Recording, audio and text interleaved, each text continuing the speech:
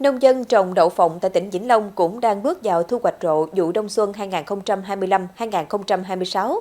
Tuy nhiên, niềm vui không trọn vẹn khi giá đậu giảm mạnh từ 7.000 đến 12.000 đồng một ký so với thời điểm trước Tết Nguyên đán 2026, khiến cho nhiều hộ trồng bị giảm thu nhập đáng kể.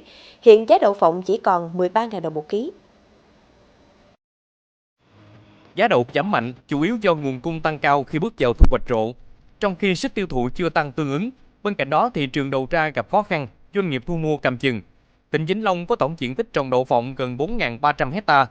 Thời gian qua, ngành hàng đậu phộng vẫn đối mặt với nhiều khó khăn như thị trường tiêu thụ thiếu ổn định, sản xuất còn nhỏ lẻ, manh mún, việc liên kết trong sản xuất chế biến tiêu thụ còn hạn chế, thiếu doanh nghiệp đầu tư vào chế biến sâu. Giá đậu xuống thấp không chỉ ảnh hưởng đến thu nhập của nông dân, mà còn tác động đến việc duy trì diện tích trong các vụ tới, đòi hỏi ngành chức năng tiếp tục có giải pháp ổn định đầu ra, nâng cao giá trị cho sản phẩm.